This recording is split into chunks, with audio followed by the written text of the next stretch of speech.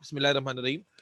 Electrochemistry का chapter बच्चों हम लोगों ने स्टार्ट किया हुआ है और इलेक्ट्रोकेमिस्ट्री के चैप्टर में हम लोग पहला एस्पेक्ट पढ़ रहे हैं, पहला प्रोसेस पढ़ रहे हैं, and that process is electrolysis. That process is electrolysis. थोड़ा सा जंप भी करेंगे ताकि जो बातें रिवीजन में जरूरी हैं बस वही बातें डिस्कस हो। इलेक्ट्रोलिसिस का जो प्रोसेस है मेरे बच्चों, हमने बताया था कि इस प्रोसेस में होता क्या है कि इलेक्ट्रिकल एनर्जी कौन सी एनर्जी में कन्वर्ट होती है बेटा, बोलो। यस बच्चों, chemical energy. Very good. Electrical energy is converted into chemical energy. इस प्रोसेस में ये काम हो रहा होता है। अच्छा, उसके बाद मैंने बताया था कि इलेक्ट्रोलिसिस को लिखना अगर हो, किसी भी सब्सटेंस की इलेक्ट्रोलिसिस को हम लिखना चाहें तो कितने स्टेप्स में लिखते हैं हम लोग? 3 स्टेप्स है। Step number 1, step number 2, step number 3। Step number 1 कोई बताएगा मुझे कि किसी भी कंपाउंड की ionisation. Very good, ionisation. Step number 1 is ionisation, that's correct. Ionisation होती है। स्टेप नंबर 2 क्या होता है? Reaction at anode. Reaction at anode. ये 2 बच्चों की आवाज आ रही है, बाकियों की क्यों नहीं आ रही बेटा? Reaction at anode. और लास्ट स्टेप क्या होता है? Reaction at cathode. Very good. जिन लोगों की भी आवाज आ रही है बहुत ठीक बताया आप लोगों ने। किसी भी कंपाउंड की इलेक्ट्रोलिसिस, अच्छा यहां तक हम लोग एंड तक आ चुके थे, मैं थोड़ा सा पीछे से इसलिए स्टार्ट कर रहा हूं ताकि आज की जो डिस्कशन है उसको कनेक्ट आप लोग सारे मिलकर कर पाए। तो हमने कहा था कि किसी भी कंपाउंड की इलेक्ट्रोलिसिस का प्रोसेस अगर पेपर 2 में लिखना होगा तो हम उसे 3 स्टेप्स में लिख लेते हैं। Step number 1 ionisation, step number 2 reaction at anode, step number 3 reaction at cathode. और एनोड कैसा इलेक्ट्रोड था जो आपने याद रखना है? पॉजिटिव था। और कैथोड जो है वो नेगेटिव इलेक्ट्रोड था। अब इस कॉन्सेप्ट को हमने रिलेट किया था और मैं 3-4 एग्जांपल जल्दी जल्दी आपके सामने रख देता हूं ताकि आपके जहन में रिकॉल हो जाए कि हम लोगों ने डिस्कशन को किस पॉइंट पर छोड़ा था। तो मिसाल के तौर पे पहली एग्जांपल में NaCl की बात कर लेते हैं। तो NaCl की आयोनाइजेशन, मैं 3 स्टेप्स लिखता जा रहा हूं। आयोनाइजेशन कैसे लिखते हैं? सिंपली जो कंपाउंड होता है उसमें जो ऑपोजिटली चार्ज आइंस होते हैं, they oppositely charged ions are simply separated together. Yes or no? Yes, sir. Ionisation अगर आप NaCl की लिख रहे हैं तो oppositely charge ions are simply separated together. तो NaCl सिंपली क्या किया आपने? सेपरेट कर लिया, पॉजिटिव आइन अलग कर लिया, नेगेटिव आइन अलग कर लिया। फिर हम लोग क्या लिखते हैं? Reaction at anode. बेटा एनोड पर कौन सा आइन पहुंचेगा? नेगेटिव या पॉजिटिव? Negative sir. नेगेटिव। क्यों? क्योंकि एनोड एक पॉजिटिव इलेक्ट्रोड है अब्दुल रहमान, तो पॉजिटिव को कौन अट्रैक्ट करेगा? नेगेटिव। और नेगेटिव को पॉजिटिव। तो क्लोराइड आइन कहां जाते थे? नेगेटिव इलेक्ट्रोड पर, पॉजिटिव इलेक्ट्रोड पर। और पॉजिटिव इलेक्ट्रोड पर जाके क्या पढ़ाया था हमने फिजा मिर्जा? क्या पढ़ा था हमने कि वहां पर जाकर आइंस ने क्या होना है? डिस्चार्ज होना है। ये प्रोसेस पढ़ा था हमने कि आइंस ने वहां जाकर क्या होना है बेटा? डिस्चार्ज। नेगेटिव आइन ने भी डिस्चार्ज होना है, पॉजिटिव आइन ने भी डिस्चार्ज होना है। डिस्चार्ज होने का मतलब क्या है कि जो भी चार्ज उनके ऊपर मौजूद है वो उन्होंने क्या करना है? खत्म करना है। अब क्लोराइड पर नेगेटिव चार्ज मौजूद है तो नेगेटिव खत्म करना होगा। कैसे खत्म करेंगे? नेगेटिव का मतलब क्या है? Access of electrons. नेगेटिव किस चीज को शो कर रहा है? इलेक्ट्रॉन की ज्यादती को। कितने इलेक्ट्रॉन्स एक्सेस में है बख्तावर? -1 का मतलब बख्तावर क्या होगा? How many electrons are in excess? 1। ठीक है ना? तो हम क्या देखते हैं? Chloride converts into neutral atom by losing 1 electron. Yes और नो? यस और नो बेटा? Is that process we learn? Yes, sir. और फिर हमने ये भी पढ़ा था कि chlorine does not exist in Cl form, therefore how we write it कि 2 chloride will form Cl2 by losing 2 electron. ये बता दिया था मैंने लास्ट क्लास में। Yes, sir. अनोशे साकिब, ये याद आ रहा है आपको? पिछली दफा हम लोग पढ़ चुके हैं ये। जी सर, याद आ रहा है। जी, दरमियान में कोई क्वेश्चन पूछ रहा था, कोई बच्चे की आवाज आ रही थी, बोलो। सर रिएक्शन एट एनोड पर सिर्फ क्या डिस्चार्ज ही होता है हमेशा, या फिर ये सिर्फ क्लोराइड के केस में नहीं होता है? मेरे बच्चे, ये आप अगर थोड़ा जाग जाएं पहले तो नींद से, तो इलेक्ट्रोड्स पर डिस्चार्ज ही होता है। नेगेटिव भी अपना चार्ज लूज करेगा, पॉजिटिव भी अपना चार्ज लूज करेगा, दोनों न्यूट्रल बनेंगे। तो क्लोराइड चूंकि नेगेटिव है, एक्सेस ऑफ इलेक्ट्रॉन है, वो इलेक्ट्रॉन लूज करेगा। और इलेक्ट्रॉन का लॉस क्या कहलाता है? ऑक्सीडेशन या रिडक्शन? ऑक्सीडेशन। तो इसका मतलब है इस इलेक्ट्रोड पर ऑक्सीडेशन हुई, एनोड पर क्या हो गई? ऑक्सीडेशन। अच्छा, अब कैथोड पर कौन सा आयन पहुंचेगा बेटा, जवाब देते जाओ। कैथोड पर पॉजिटिव आयन, और पॉजिटिव आयन क्या बता रहा है, +1 क्या बता रहा है कि एक इलेक्ट्रॉन की डेफिशिएंसी है।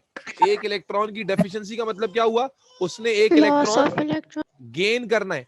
उसने एक इलेक्ट्रॉन क्या करना है, गेन करना है, और गेन करके Gain. अपनी डेफिशिएंसी को क्या कर लेना है, खत्म कर लेना है, और किस में कन्वर्ट हो जाना है, सोडियम के न्यूट्रल एटम में। गेन ऑफ इलेक्ट्रॉन का प्रोसेस क्या कहलाता है, ऑक्सीडेशन या रिडक्शन? रिडक्शन। तो इस इलेक्ट्रोड पर क्या हो गई बेटा, रिडक्शन। ठीक है जी। आखिरी चीज मैंने क्या बताई थी, when you right both the equations, तो आपको देखना पड़ेगा कि इलेक्ट्रॉन का नंबर बराबर है या नहीं। क्या इलेक्ट्रॉन का नंबर बराबर है दोनों इक्वेशंस में? नो। नो। आप देख रहे हो ऊपर वाली इक्वेशन में 2 इलेक्ट्रॉन है, नीचे वाले में 1 है, तो what you do, you balance it by multiplying it with 2। so the final equation at cathode would look like 2Na plus 2 electrons give 2Na. Is this what we studied in the last lecture? Yes, sir. The final equation of cathode and anode are these yellow ones, and the ionization equation is this blue one. तो इस तरह से आप किसी भी electrolyte का process जो है वो लिख सकते हैं। एक और एग्जांपल समझते हैं, सारे बच्चों ने पार्टिसिपेट करना है। एक और एग्जांपल समझ लो बेटा, MgCl2 की एग्जांपल दे देते हैं। MgCl2 क्या करना है, Mg पर चार्ज है +2, क्लोरीन पे -1। सबसे पहले आयोनाइजेशन कैसे लिखेंगे बेटा, MgCl2 will ionize it as Mg2 plus ion and chloride पे -1, और how many chloride we have, 2, तो we write this number here। ये नया कुछ नहीं पढ़ रहे, ये लास्ट लेक्चर में पढ़ लिया हमने। अच्छा, उसके बाद क्या होगा, क्लोराइड आइन अगेन विल मूव, कहां जाएंगे क्लोराइड आइन, एनोड पर, और वहां पर जाके क्या बनेंगे, chlorine atom by the loss of 1 electron. But we know कि it does not exist as single atom, तो हम कैसे लिखते हैं, 2 chloride will become Cl2 by the loss of 2 electron. Yes or no? Yes, sir. Yes, sir. Yes, sir. Magnesium ion will reach where, at cathode, Cathode. and they have +2 charge, so they will gain how many electron, 2 electrons 2 electrons. to becomes magnesium atom. Yes or no? Yes, Yes, sir. Yes, sir. क्या यहाँ पर हमें किसी चीज से multiply करने की जरूरत है, electrons are already balance. Yes or no? Yes, sir. Balance. So it means Already. the final equation for the cathode will be the same equation, and the final equation of the anode will be this equation, and the final equation of ionization is this one. So this is how we write. अच्छा, क्या इसी को paragraph में भी लिख सकते हो? Paragraph से मुराद आप इसी प्रोसेस को बेटा वर्ड्स में डिस्क्राइब कर सकते हो अब्दुल रहमान, कि बेटा क्या होगा कि when the current is passed, magnesium chloride ionizes to form magnesium +2 ions and chloride -1 ions. Then chloride ions are attracted towards anode, where they lose electron to produce chlorine gas, and magnesium ions are attracted towards cathode, where they gain 2 electrons to become magnesium element. क्या इस process को हम paragraph में ऐसे लिख सकते हैं? समझ में आता है? Yes, sir. Yes, sir. चलो, अब अगला और आखिरी एग्जांपल, फिर आगे चलूंगा मैं। आखिरी एग्जांपल रिवीजन के लिए आखिरी एग्जांपल दे रहा हूं, MgO का, मैग्नीशियम ऑक्साइड का। मैग्नीशियम पर चार्ज +2, ऑक्सीजन पर -2। बेटा आयोनाइजेशन बताओ कैसे लिखेंगे, शाबाश। MgO will ionize to form magnesium +2 and oxygen -2. Yes or no? Yes, sir. Yes, sir. Oxide आइन कहां जाएंगे, Anode. एनोड पर। वहां कितने इलेक्ट्रॉन लूज करेंगे, 2 electron, to become what, oxygen atom. Yes और नो?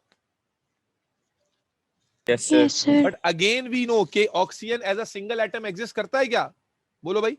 No. नहीं। तो ऑक्सीजन किस तरह एग्जिस्ट करता है, O2 बनाने के लिए how many oxide we need, 2 oxide will lose how many electrons. 4. ठीक है जी, कोई मसला तो नहीं है इसमें, ये मैं पहले भी पढ़ा चुका हूं। 2 ऑक्साइड, आप इक्वेशन 2 ऑक्साइड्स के लिए लिखेंगे, 2 oxides will lose 4 electron to produce O2।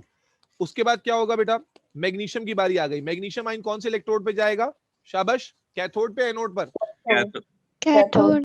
क्या कितने अब्दुल रहमान कितने इलेक्ट्रॉन गेन करेगा बेटा? 2. सर 2 इलेक्ट्रॉन, और क्या बन जाएगा, मैग्नीशियम एटम। क्या ये इक्वेशन फाइनल है या कुछ बाकी है इस इक्वेशन में?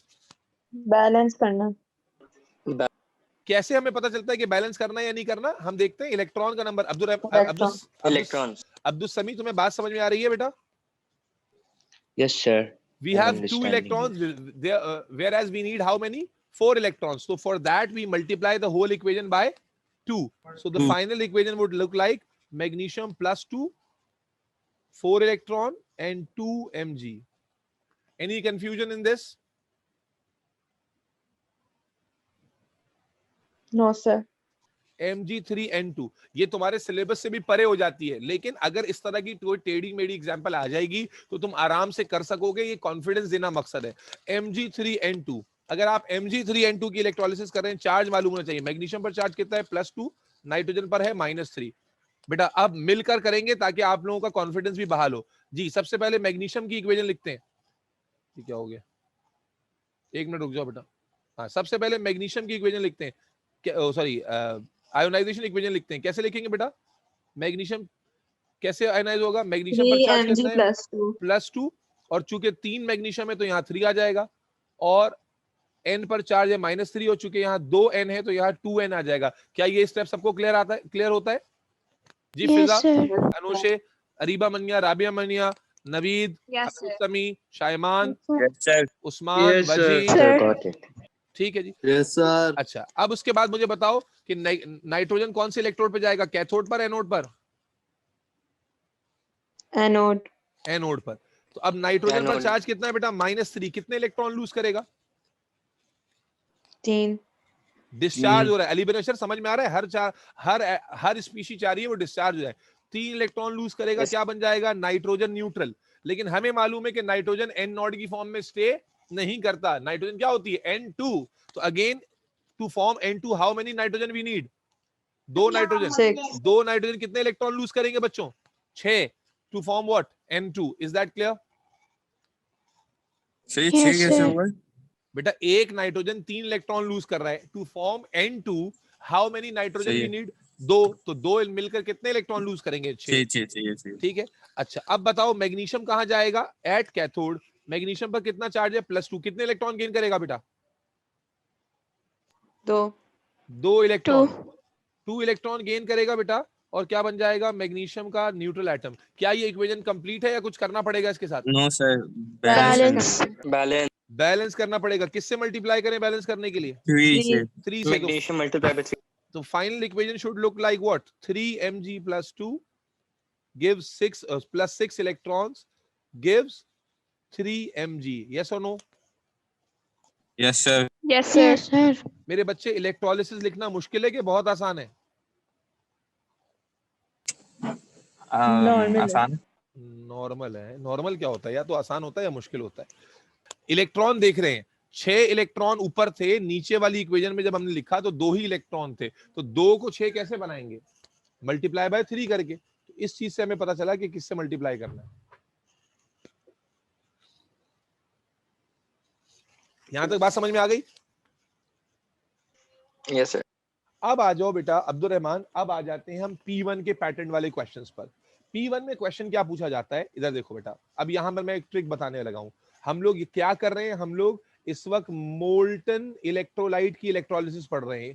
भूले तो नहीं हो इसको? Molten electrolyte. ये सारे जो हमने इलेक्ट्रोलाइट लिए हुए थे सारे क्या थे? मोल्टन, पिघले हुए। हम मोल्टन इलेक्ट्रोलाइट की इलेक्ट्रोलिसिस पढ़ रहे हैं। अब हमें एग्जामिनर P1 में क्या पूछेगा बेटा? एग्जामिनर हमें पेपर 1 में पूछेगा कि लेट सपोज NaCl की क्या कर रहे हो बेटा? इलेक्ट्रोलिसिस कर रहे हो। तो बताओ कैथोड और एनोड पे प्रोडक्ट क्या होंगे? सवाल क्या पूछेगा एग्जामिनर कि भाई NaCl की इलेक्ट्रोलिसिस कर रहे हो, कैथोड और एनोड पर बताओ प्रोडक्ट क्या होगा? तो अब देखो, अगर एक स्मार्ट बच्चा है तो वैसे भी सोच सकता है कि क्या प्रोडक्ट होगा। उसे मालूम है कि Na क्या है? पॉजिटिव है, और क्लोराइड क्या है? नेगेटिव है। तो वो दिमाग लगाएगा कि Na चूंकि पॉजिटिव है तो इसका मतलब है वो नेगेटिव इलेक्ट्रोड पे जाएगा, क्लोराइड नेगेटिव है तो वो पॉजिटिव इलेक्ट्रोड पे जाएगा और वहां जाके डिस्चार्ज होगा और प्रोडक्ट फॉर्म करेगा। अभी हम लोग देख कर आए ना NaCl की इलेक्ट्रोलिसिस में क्या प्रोडक्ट मिले? NaCl की इलेक्ट्रोलिसिस में आप देखो यहाँ पर क्या प्रोडक्ट मिला है? यहाँ क्लोरीन प्रोडक्ट मिला है और यहाँ सोडियम प्रोडक्ट मिला है। यस और नो? Yes sir. ठीक है। Yes, sir. लेकिन एग्जामिनर आपको ये डायरेक्ट पूछेगा एमसीक्यू में। तो अब एक तो इसकी सीधी सीधी अप्रोच है कि भाई आप इमेजिन करोगे कि Na पॉजिटिव आयन जाएंगे कहां पर? नेगेटिव इलेक्ट्रोड पे, वहां जाके सोडियम बनेंगे, और क्लोराइड जाएगा और वहां जाके क्लोरीन बनेगा। तो आप बताओगे कि भाई एनोड पर क्लोरीन मिलेगी और कैथोड पर सोडियम मिलेगा प्रोडक्ट के तौर पर। लेकिन इसके लिए हम अपने बच्चों को एक शॉर्टकट भी दे देते हैं, और वो शॉर्टकट क्या होता है जिसमें आपको ज्यादा सोचना ही नहीं पड़े, डायरेक्ट फट से जवाब आप दे दें। वो क्या होता है कि देखो एनोड और कैथोड है, एनोड में ए आता है, कैथोड में क्या आता है सी। इधर देखो बेटा, यहां पर मैं क्या लिख रहा हूं, सी और ए लिख रहा हूं, सी और ए। क्यों लिख रहा हूं सी और ए, जरा समझना। अब मैं जो स्टेटमेंट बोलूंगा इसको कहीं लिख लेना। इलेक्ट्रोलिसिस में first part of the compound is obtained at second letter. A और सी में सेकंड लेटर कौन है, पहले ए आता है बाद में सी आता है ना। तो first part of the compound, किसी भी इलेक्ट्रोलिसिस में फर्स्ट पार्ट कंपाउंड का पहला हिस्सा कहां मिलेगा आपको, सेकंड लेटर। सेकंड लेटर किसको कह रहे हैं, ए को या सी को, सी को। ए और सी में ए फर्स्ट लेटर है, सी सेकंड लेटर है। तो आप इसको इस तरह से निमोनिकली याद रख सकते हो, just to be quick in MCQ, क्योंकि एमसीक्यू में 5-5 ऑप्शंस होंगे, तो आप हर के बारे में एनोड कैथोड अलग अलग सोचोगे तो चांसेस हैं कहीं आप मिस्टेक कर जाओ। तो एमसी वैसे इलेक्ट्रोलिसिस लिखने के लिए आएगी तो आप लिखोगे, लेकिन एमसीक्यू के अंदर टाइम कैसे बचाओगे कि आपसे उसने कहा NaCl की मोल्टन NaCl की इलेक्ट्रोलिसिस हो रही है, प्रोडक्ट बताओ। आप क्या करोगे, सर ने बताया था फर्स्ट पार्ट सेकंड पार्ट का mnemonic. First part of the compound is obtained at second letter, क्या मतलब, sodium will be obtained at cathode and chlorine gas will be obtained at anode. और देखो फॉर एग्जांपल मैं कहता हूं Al2O3, क्या मिलेगा इसका प्रोडक्ट, तो आप डायरेक्ट पकड़ोगे, first part is obtained at second letter and second part is obtained at first letter. ये जुमला समझना सीखो। तो इसका मतलब क्या हुआ, Al2O3 की इलेक्ट्रोलिसिस में कैथोड पर एल्यूमिनियम मिलेगा और एनोड पर ऑक्सीजन गैस मिलेगी। अच्छा, तीसरा एग्जांपल देखो, मैं कहता हूं भाई Mg3N2, आपने फिर से निमोनिक अप्लाई कर दिया। First part of the compound is obtained at second letter and second part of the compound is obtained at first letter. क्या मतलब, मैग्नीशियम, कैथोड पर आपको मिलेगा मैग्नीशियम और एनोड पर मिलेगी नाइट्रोजन गैस। इसी, ये डायरेक्ट प्रोडक्ट बताने की बात कर रहा हूं। अच्छा, और एग्जांपल देखो, कॉपर क्लोराइड CuCl2, क्या है भाई, अगेन Ca का निमोनिक है। First part of the compound is obtained at second letter, second part of the compound is obtained at first letter. Copper कहां मिलेगा, कैथोड पर, और क्लोरीन कहां मिलेगी, एनोड पर। तो इस तरह से आप काफी ज्यादा क्विकली बता पाओगे, क्योंकि आप अभी जब एग्जाम के क्वेश्चंस देखोगे तो आप देखोगे बहुत ही अलग अलग स्टाइल में पूछा जाता है, जहां पर आपको इस बात की श्योरिटी होनी चाहिए कि कौन से इलेक्ट्रोड पर कौन सा प्रोडक्ट फॉर्म होगा। फॉर एग्जाम्पल अगर मैं आप लोगों से अब पूछूं, मुझे बताओ, अगर मैं कहता हूं क्या नाम है इसका, CaF2 जी, इसकी इलेक्ट्रोलिसिस अगर मैं करूं तो मुझे कौन सी चीज कहां मिलेगी बेटा, लगाओ दिमाग जी। Sir cathode C calcium C पे मिलेगा। शाबाश, कैथोड पर मिलेगा कैल्शियम, एनोड पे मिलेगा फ्लोरीन। अच्छा चलो, अब ये वाला जवाब दो। अगर मैं कहता हूं कि भाई मैं HCl की इलेक्ट्रोलिसिस करा रहा हूं, HCl की, अब मुझे बताओ कैथोड एनोड के प्रोडक्ट क्या होंगे। सर कैथोड हाइड्रोजन और एनोड पे क्लोरीन। कैथोड पर हाइड्रोजन गैस मिलेगी और क्लोरीन, एनोड पर क्लोरीन गैस मिलेगी। क्या ये बात समझ में आ रही है सबको। तो इस तरह से क्या होगा कि हम प्रोडक्ट तक फौरन से पहुंच जाएंगे। किस बात को याद रखें कि इलेक्ट्रोलिसिस, मोल्टन इलेक्ट्रोलिसिस में हमें पहला पार्ट कंपाउंड का वो सेकंड लेटर सी पर मिलता है, यानी कैथोड पर मिलता है, और सेकंड पार्ट जो है वो लेटर ए यानी कि एनोड पर मिलता है। Is that clear to everybody in the class right now? Yes sir. Yes sir. Jajil, तुमसे सवाल पूछ रहा हूं, जवाब दे दो, दिल खुश कर दो। जाजिल ये बताओ कि अगर मैं ये लिखता हूं, क्या लिखता हूं,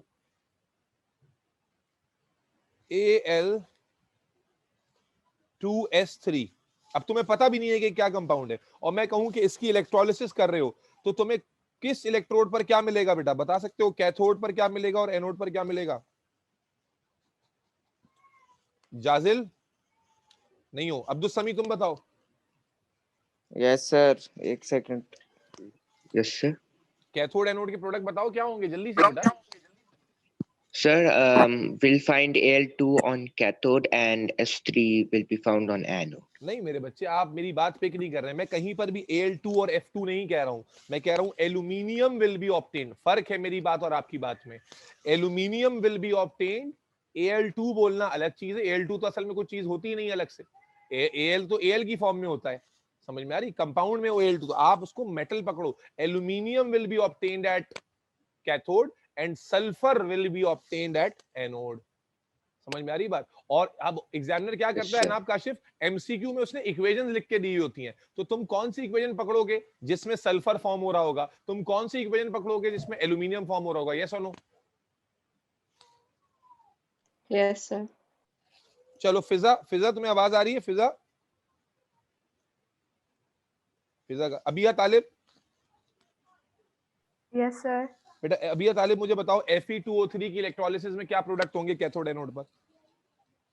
Fe2 कैथोड पर और O3 अभी एनोड मैंने पर। रेक्टिफाई किया अब्दुल समी को, लेकिन फिर आप वही मिस्टेक कर रहे हो, दोबारा से ठीक करो। मैंने क्या पूछा, क्या प्रोडक्ट होंगे कैथोड एनोड पे? बताओ मुझे। तो यही होगा ना कि आयरन कैथोड पर होगा, तो उसमें क्या है? आयरन, देखो आयरन बोलना अलग चीज है, Fe2 बोलना अलग चीज है चंदा। जब आप इलेक्ट्रोलिसिस अच्छा। लिखोगे तो आप देखोगे Fe2 नहीं बनेगा, Fe बनेगा। आप जब कहोगे Fe2 बनेगा, गलत हो गया वहां पर।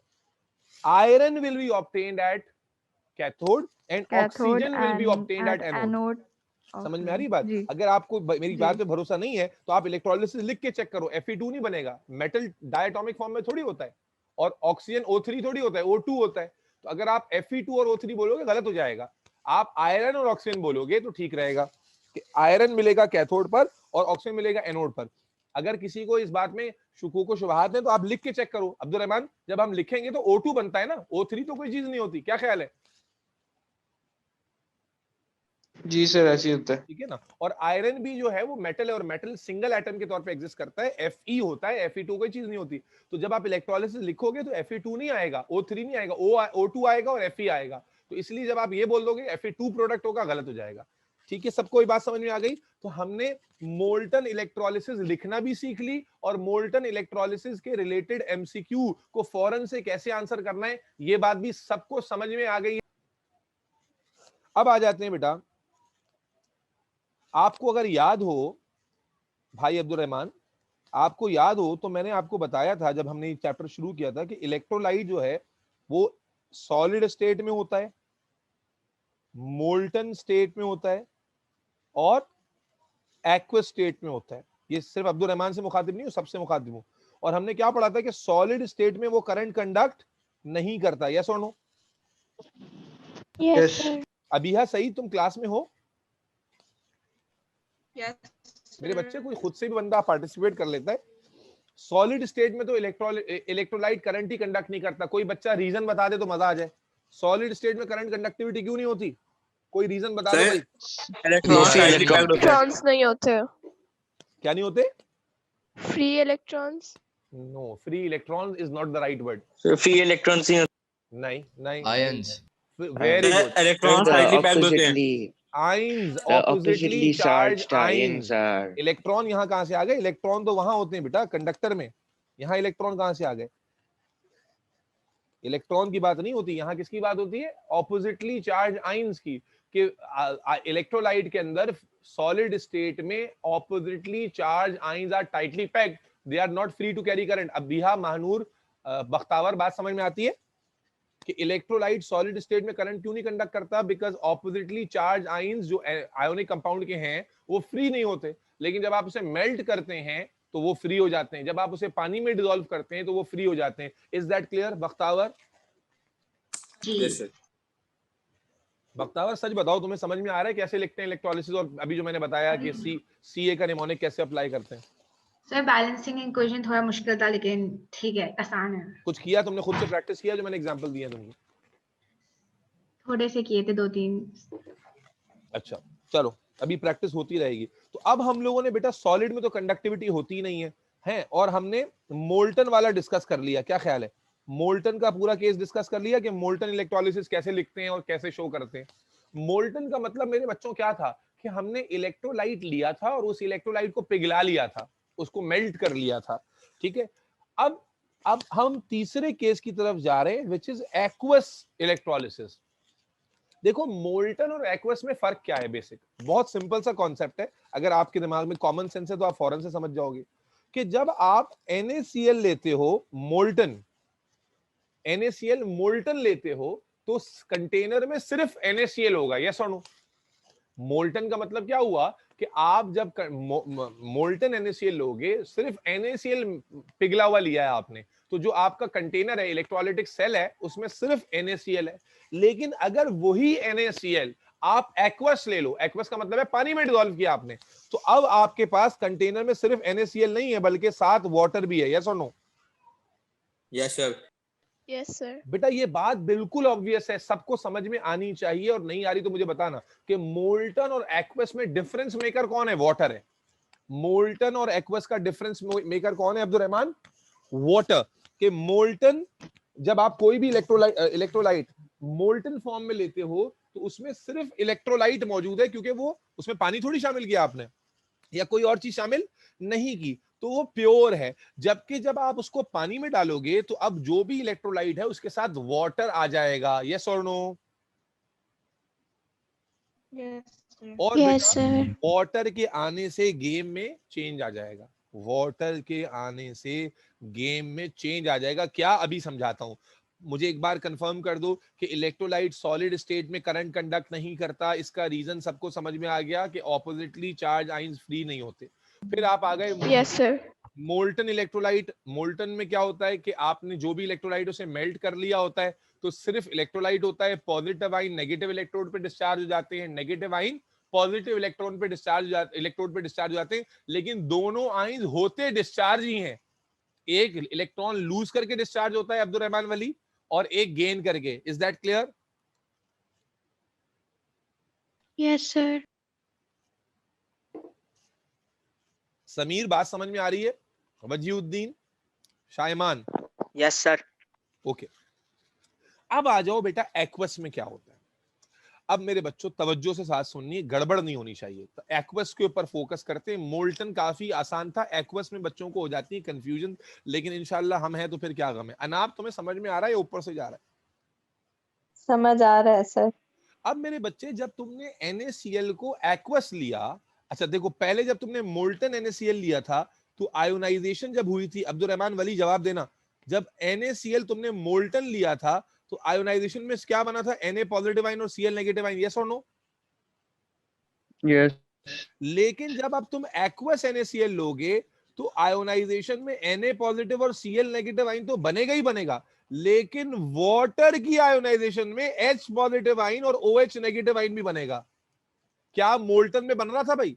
मोल्टन में वाटर था क्या? नहीं। था। लेकिन जब अब तुम एक्वस कंडीशन लोगे, कोई भी इलेक्ट्रोलाइट लोगे, तो डिफरेंस कहां आ रहा है? जरा दिमाग खोल के सीखो, समझो। अगर मैं लेट सपोज NaCl नहीं ले रहा, मैं ले रहा हूं MgO ले रहा हूं, तो MgO अगर मैं मोल्टन लेता था, मोल्टन MgO लेता था, तो क्या बनता था? Mg+2 और O-2 सिर्फ। लेकिन अब यही MgO जब मैं पानी में डालूंगा तो पानी में Mg+2 आइन तो बनेंगे, O-2 आइन तो बनेंगे, लेकिन साथ साथ वाटर के, बोलो भाई, H पॉजिटिव और H पॉजिटिव और OH नेगेटिव भी बनेंगे। तो क्या ये बात सारे खच्चरों को समझ में आ रही है वाज़े तौर पर? Yes sir. एक्वस के अंदर यस सर। क्या चीज है जो अलग हो रही है? देखो, ये बात समझना इसलिए जरूरी है दिमाग में, क्योंकि मैंने तुम लोगों को शुरू में कहा था इलेक्ट्रोलिसिस बड़ा चैप्टर लगता है, बच्चे इसमें गुम हो जाते हैं, लेकिन वो जिनको समझ नहीं आ रहा होता, जिनको पल्ले पड़ेगा ना, आप बोलोगे अच्छा बस इतना सा डिफरेंस है। तो यही है, आपको ये समझना है कि इतना सा डिफरेंस है। क्या हुआ अली बिन अशर, तुम्हें मेरी स्क्रीन पे लिखने का शौक हो रहा है बहुत ज्यादा? नहीं लिखा नहीं सर, वो गलती से हो गया था। अच्छा, तुम्हें ये बात समझ में आई कि मोल्टन और एक्वस में क्या फर्क है? अबीहा तालिब, अबीहा सईद, ये बात समझ में आती है? Yes sir. अब सवाल ये है कि भाई वाटर के होने से भैंस का मुंह, मसला क्या हो रहा है? वाटर के होने से क्या खारिश है? भाई खारिश ये है कि जरा समझना कि जब मोल्टन इलेक्ट्रोलाइट था और आपने उसको उसकी आयनाइजेशन की थी, तो सिर्फ एक ही तरह का पॉजिटिव आइन था जो कि नेगेटिव इलेक्ट्रोड पे जाता था, और एक ही तरह का नेगेटिव आइन था जो कि पॉजिटिव इलेक्ट्रोड पे जाता था। भाई मोल्टन NaCl में सिर्फ क्लोराइड आइन ही है जो एनोड पे जाएंगे, और सिर्फ सोडियम आइन ही है जो कैथोड पे जाएंगे, सिर्फ ऑक्साइड आइन ही है जो कैथोड एनोड पे जाएंगे, और सिर्फ मैग्नीशियम आइन ही है जो कि कहां जाएंगे? कैथोड पर। हाँ भाई, ये बात समझ में आ रही है नहीं आ रही? तो मोल्टन वाले केस में हमें एक वक्त में एक ही पॉजिटिव आइन देखना पड़ता था, एक वक्त में एक ही नेगेटिव आइन देखना पड़ता था। कोई कंफ्यूजन तो नहीं है इसमें? No sir. लेकिन अब क्या दिखेगा, अब जरा देखो कि तब्दीली क्या है। तब्दीली यहां पर जरा गौर से देखो कि अब तुम्हें दो पॉजिटिव आइन एक साथ मिल रहे हैं, यस और नो? Yes, sir. Yes. अब जो सोल्यूशन है उसमें एक पॉजिटिव आइन नहीं है चचा, दो पॉजिटिव आइन है और नेगेटिव आइन भी दो हैं। देखो मैग्नीशियम का भी पॉजिटिव आइन है, ये मैं इसलिए इस तरह घुमा के समझा रहा हूं, बुक में इस तरह से स्टेप बाय स्टेप नहीं जा रहे, हम इसको समराइज कर रहे हैं कॉन्सेप्चुअली। अब आपके पास दो पॉजिटिव आइन और दो नेगेटिव आइंस मौजूद हैं, तो इसका मतलब ये हो गया कि अब जब दो तरह के पॉजिटिव आइन है तो दोनों के दोनों कैथोड की तरफ मूव करेंगे, यस और नो? Yes, sir. दोनों के दोनों कैथोड पे मूव करेंगे। अब्दुल रहमान आपकी आवाज आ जाए तो मजा आ जाए। Yes sir. और दोनों के दोनों ये एनोड पे मूव करेंगे। Yes sir. जी राबिया मनिया, दोनों के दोनों पॉजिटिव आइन यहां पर भी कैथोड की तरफ मूव करेंगे और दोनों के दोनों यहां पर Yes, एनोड sir. की तरफ मूव करेंगे, यस और नो? Yes, sir. अब मेरे बच्चे सवाल ये है कि भाई पहले एक ही आइन था तो वो जाके डिस्चार्ज हो जाता था, अब दो हैं, दोनों जा रहे हैं, तो क्या दोनों डिस्चार्ज होंगे? जवाब है नहीं, जवाब है नहीं। अब आ जाएगा concept of competition. Concept of competition क्या मतलब कि दोनों के दोनों पॉजिटिव आइन अट्रैक्ट तो होंगे कैथोड की तरफ, दोनों के दोनों नेगेटिव आइन अट्रैक्ट तो होंगे एनोड की तरफ, लेकिन दोनों डिस्चार्ज नहीं होंगे। डिस्चार्ज कोई एक होगा, दोनों पॉजिटिव में से कोई एक डिस्चार्ज होगा, दोनों नेगेटिव में से कोई एक डिस्चार्ज होगा। और ये कैसे पता चलेगा कौन सा डिस्चार्ज होगा? ये पता चलेगा उनकी कंपैटिटिव एबिलिटी ऑफ डिस्चार्ज से, उनकी कंपैटिटिव एबिलिटी ऑफ डिस्चार्ज से कि किसका डिस्चार्ज इजी है।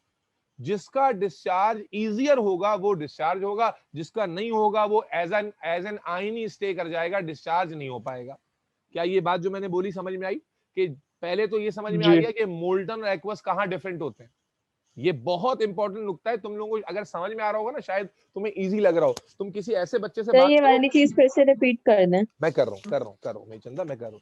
ये नुकता जो है ना समझ में आ जाए तो बहुत इजी लगता है, वरना जिनको नहीं आया उनको उनके दिमाग में खिचड़ा है कि यार पता ही नहीं क्या बात होती है, समझ में नहीं आता है, कभी कुछ हो जाता है कभी कुछ हो जाता है, क्योंकि एग्जामिनर इतने बारीक वर्ड्स इस्तेमाल करता है ना जो प्रोनाउंस होते ही नहीं है। आप अगर जनरली स्टेटमेंट रीड करें तो आपको दो स्टेटमेंट में फर्क नजर नहीं आएगा अनलेस अनटिल आपने अच्छे से पढ़ा हो कि भाई क्या होता है, गेम होती कैसे। तो इसलिए बहरहाल तवज्जो यहाँ इस बात पर देनी है कि मोल्टन से जब आप, मोल्टन तो आप निपटा कर आ गए, पूरा मुका दिया आपने। अब मोल्टन से जब आप एक्वस में आए हैं तो आपको पहले तो ये समझ में आया कि भाई मोल्टन और एक्वस में फर्क कहां आ रहा है। फर्क ये आ रहा है कि मोल्टन इलेक्ट्रोलाइट में सिर्फ इलेक्ट्रोलाइट के आइंस थे, लेकिन एक्वस इलेक्ट्रोलाइट जब हम लेते हैं तो उसमें इलेक्ट्रोलाइट के आयन के साथ साथ वाटर भी आ जाता है, क्योंकि वाटर आयोनाइज होता है और वाटर आयोनाइज होकर H पॉजिटिव और OH नेगेटिव देता है। तो इसका मतलब है अब हमारे सॉल्यूशन में एक पॉजिटिव आयन नहीं होगा, दो तरह के पॉजिटिव आयन और दो तरह के नेगेटिव आयन होंगे। इस समझ में आई बात? अब जब दो तरह के पॉजिटिव आयन है तो दोनों के दोनों नेगेटिव इलेक्ट्रोड की तरफ अट्रैक्ट होंगे, दो तरह के नेगेटिव आयन है तो दोनों के दोनों पॉजिटिव इलेक्ट्रोड की तरफ अट्रैक्ट होंगे। यहां तक बात समझ में आती है सबको? Yes, yes.